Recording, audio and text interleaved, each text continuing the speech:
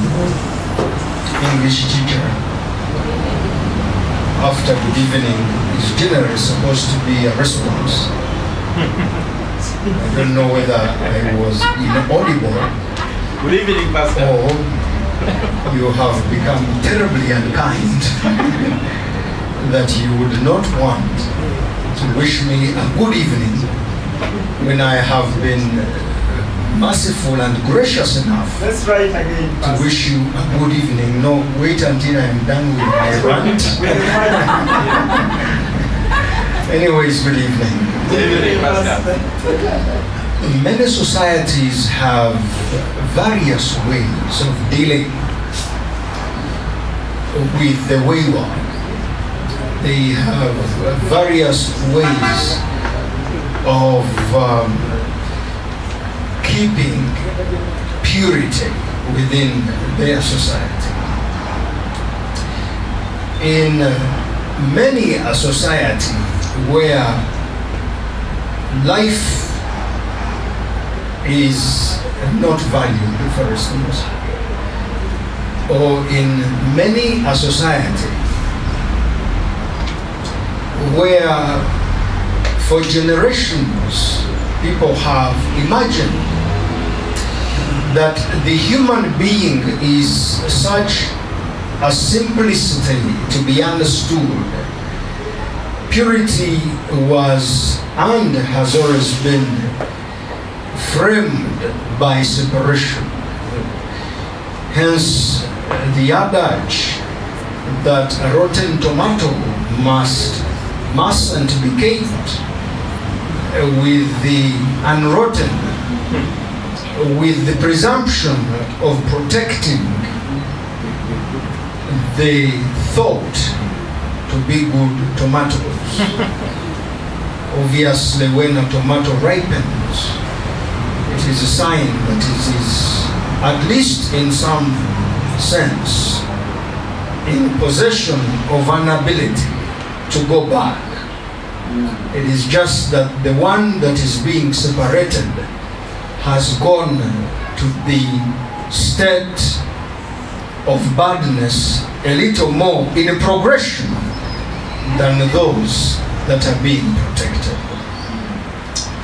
Therefore, in societies like where some of you come from, when God blessed a child with a child earlier than the parents would have loved to be grandparents, in those societies within the same principle in protecting the other children who were thought to be better from the one that has been blessed by God with a child, that child was separated from the good children. In some societies, blessed on an island alone and left there to die, so that the good children would know the price of getting a blessing of a child from God, because children come from God. You wonder whether the fault was the girls or God's who gave the child. Unless we can question that there are indeed children who are not given by God.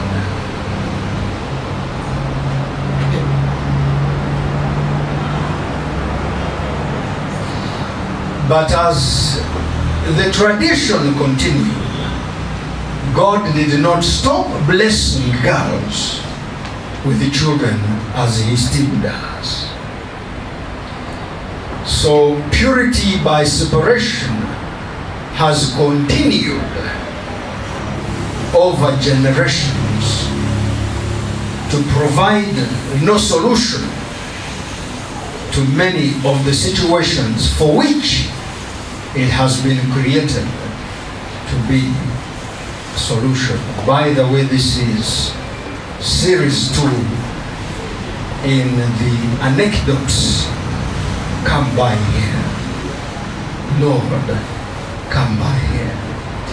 In the first anecdote, I told you again that religion at that time separated women with an issue of blood for a long period from society, hoping that that separation would help society. Notice that the separation is never meant to help the separated. Society has always had a problem with somebody with a problem.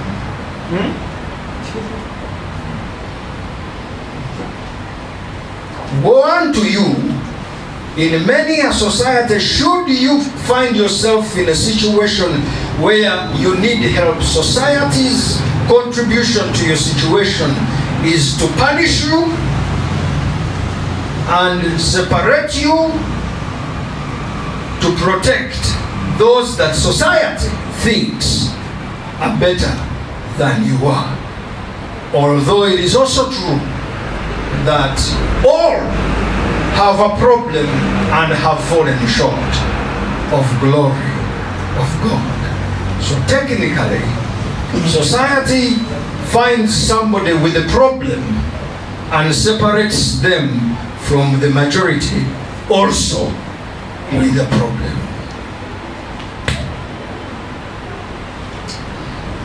Let me just write with you to the book of Mark chapter 5 with that background. They went across the lake to the region of Gerasenes. When Jesus got out of the boat, a man with a spirit whose distinguishing feature is evil.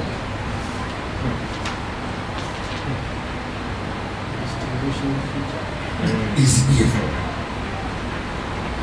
So the man did not have just a spirit, but the spirit had a distinguishing feature: evil.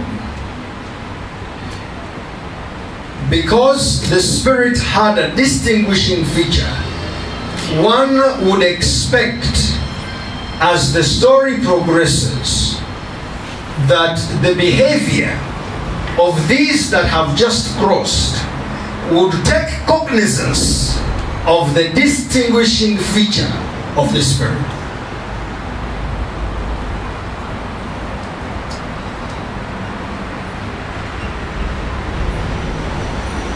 He came from the tombs. Look at what he has and where he comes from. There are going to be situations in your life when you not only have something, but it has a distinguishing feature, and you are also coming from all the wrong places.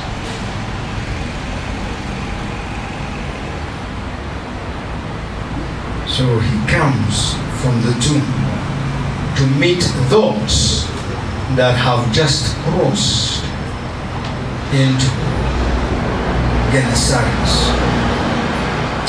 This man lived in the tombs, and no one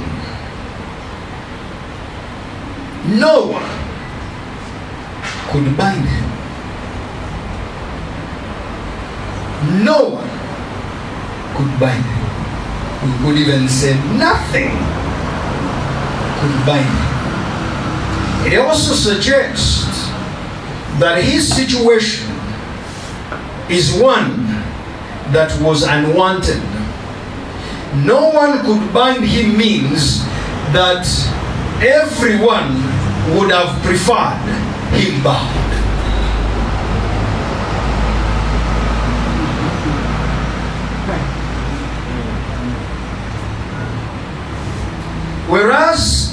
they would have wanted him bound.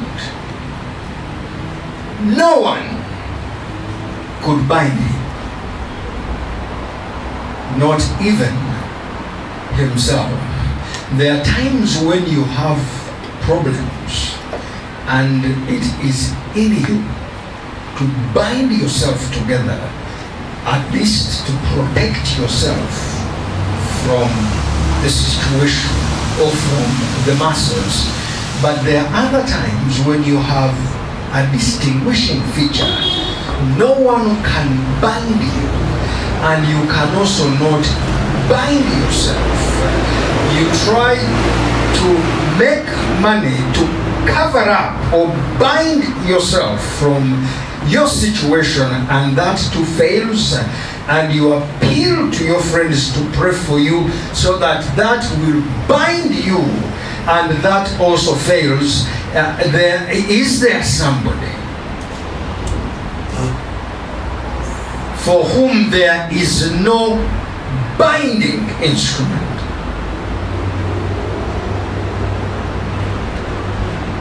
No one could bind him.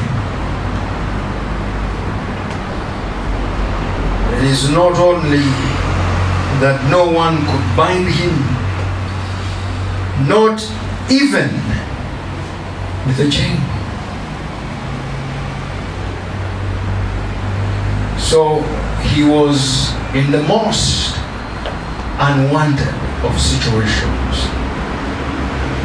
It could have been better if he had his spirit with a distinguishing feature, evil, but bound by a chain. i.e., he has a problem, but there is also a management mechanism.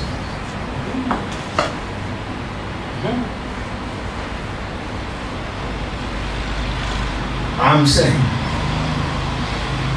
it could have been better if he had a problem, but with the problem there was also a method of managing the problem, however big it was. But poor guy, he has a problem, and there isn't even a person that can bind him, not even a non-living thing like a chain to bind him. His problem was exposed.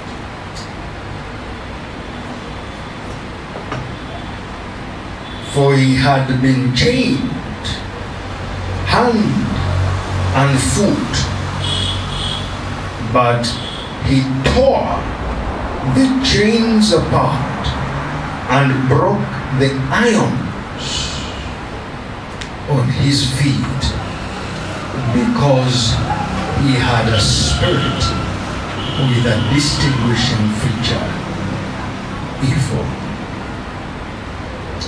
You may not yet have a problem, but someday you will have a problem that literally tears through chains and irons and prayers and just takes you loose.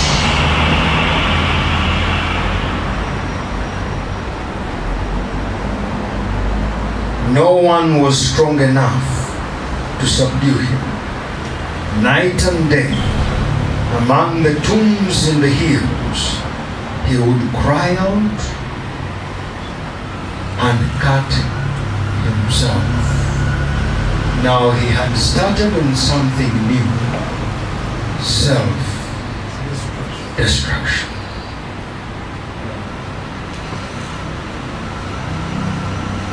Because of his problem. Your problem may exist, but pray that you are still someplace where you have not yet started self-destruction. because he cut himself with stones. But as the story wears from bad to worse, as we progress to the point of no return, hoping to read that the man bled to death, the story takes a twist, and the storyteller begins with when he saw Jesus. Amen. Amen. When he saw The man. Jesus. In the first anecdote, I told you that the story's head turned when it says, and she heard Jesus. I don't care whether you hear him or see him. Some situation is always going to turn when he comes by.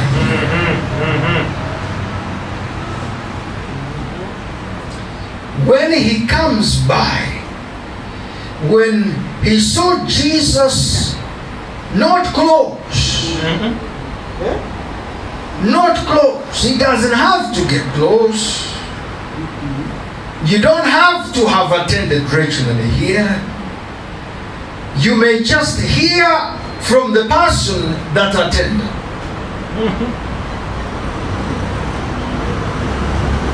They don't have to come here, all of them. They may just hear from one who heard, from one who saw the YouTube video. But when you hear Jesus, when he had Jesus from a distance, he ran and fell on his knees in front of him and shouted at the top of his voice, "What do you want with me, Jesus?" Oh, good brother, let me explain to you what is happening. You see, it is very common for people to ask Jesus, "What do you want from me?" Because they look at themselves through the eyes of society that creates purity by separation. You didn't get that. People will always ask, "Jesus, what do you want with me?" When they look at themselves through the eyes of a society that creates purity by separation, dare I remind you that those who create purity by separation should not deceive you that they are pure themselves. Because there is no biblical record that they are.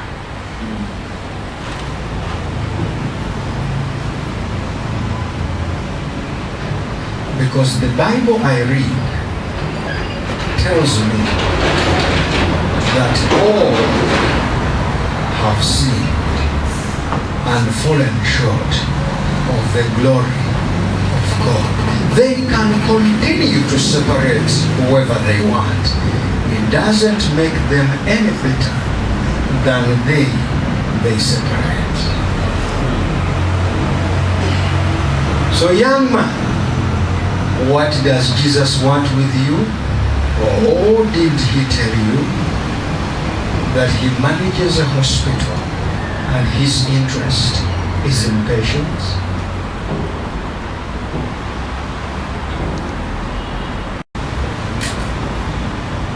Let's be very clear. As clear as possible. Jesus is looking for you. in your worst state possible.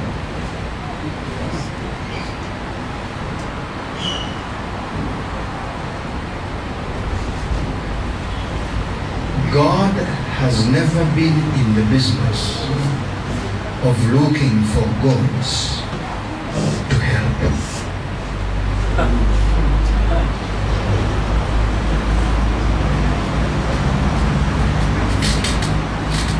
Let me repeat in plain English.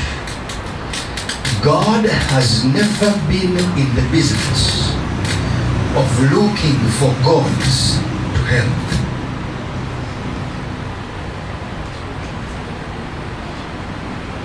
Because gods are perfect. There has never been any plan of redemption. There has never been any plan of salvation for gods.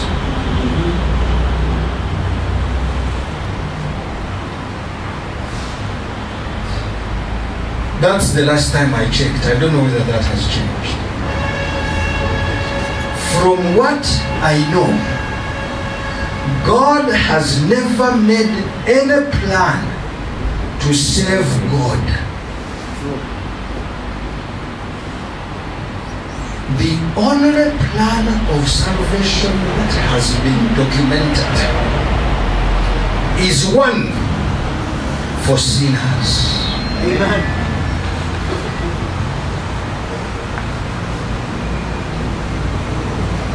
The worse, the better. In fact, like I said when I was explaining worship, salvation is necessary when there is a huge pit.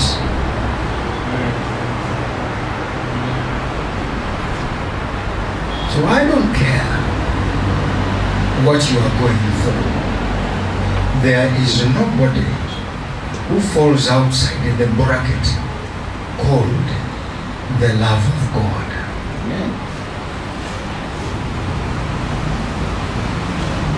I don't care what Pastor who has said.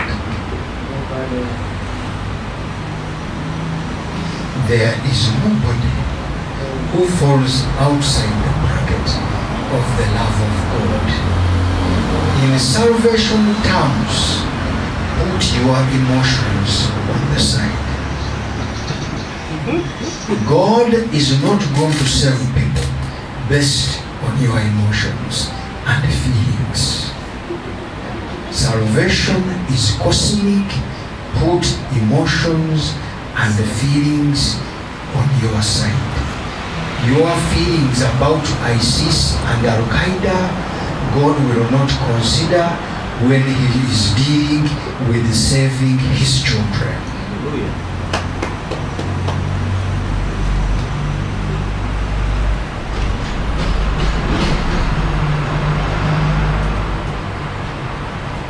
He will not. Because when He landed here, He came for all sinners. The question is iTiS in the bracket called sinner? Yes. That's all that matters. Your feelings can wait.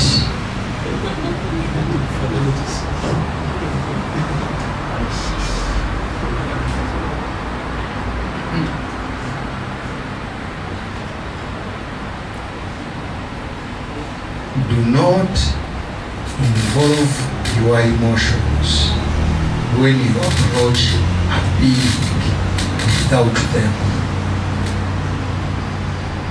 Because for God, love is not an emotion, it is a nature. Thank you. In a way that is beyond description.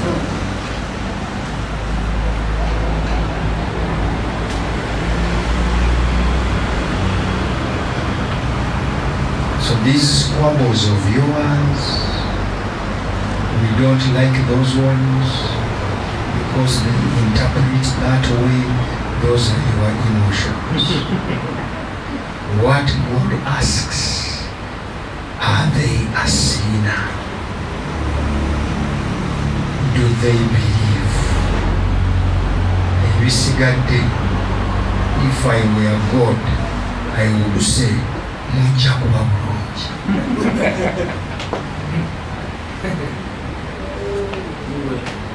Get it? You've never made heaven. Stop telling people they are not going.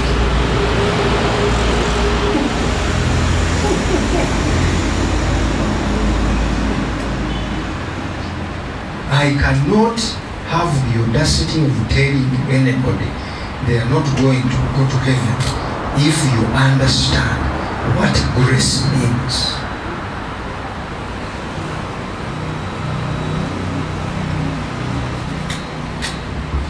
If God decided, He who offered the plan of salvation, that everybody by grace is going to go to heaven, who in this wide world can contest that there is anybody who does not deserve grace?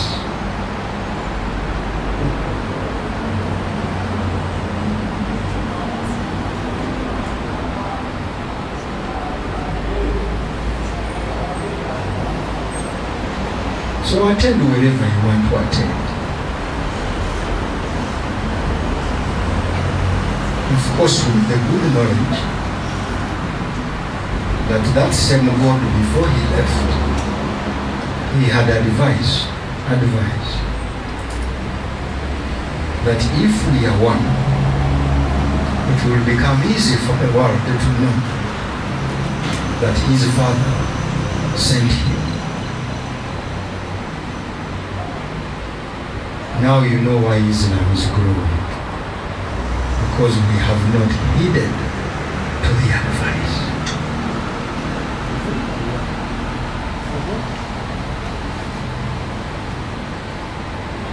We are too busy bickering instead of telling people that there is love available on the cross and believers can tap into it. That's why lately, when I'm called to preach, and I preach, I don't care which fellowship people join. Those are details.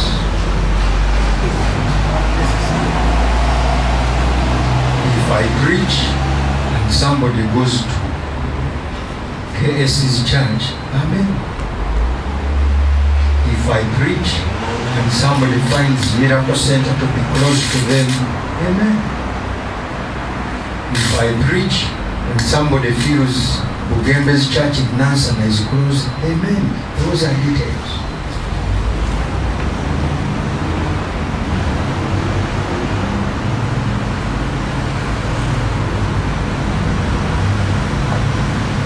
So, is there somebody feeling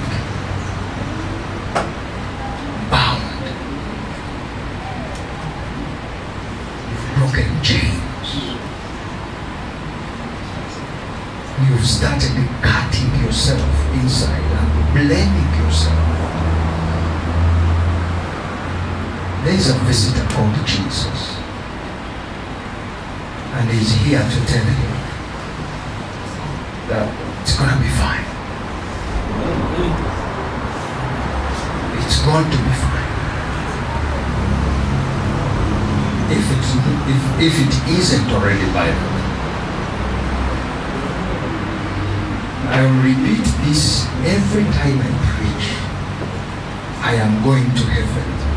Not because I'm faultless, but because I have fault and was saved in spite of. Amen. In spite of. My fault. knows, and my Savior knows, before he saved me, that I will never have the ability to live 1 second without fault. That's why the method of salvation was by grace. The next time I speak, I will touch on that. That if you want to know the size of the problem, look at the nature of the solution.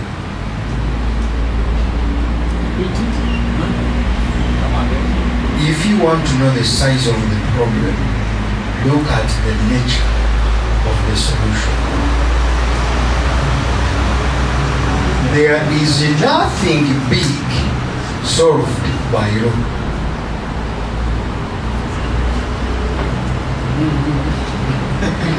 Let me stop here. Tewaliwo kintu kinene kibamalawo n'amateeka. Kasita olabanga amateeka gajjawo ekintu omanya kitono.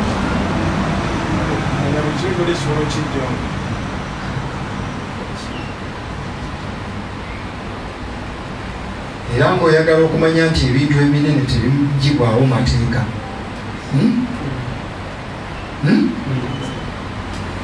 Mateeka tegali kaakati mu kololo.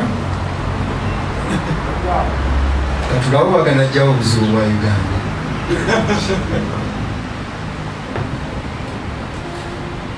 Tegali kololo tebagabikula. Katulawo oba obuzibu bwa Uganda.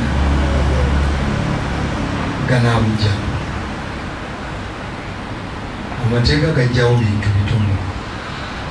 Small things. Very petty things. Big things are solved by God. Amen. And God is not alone.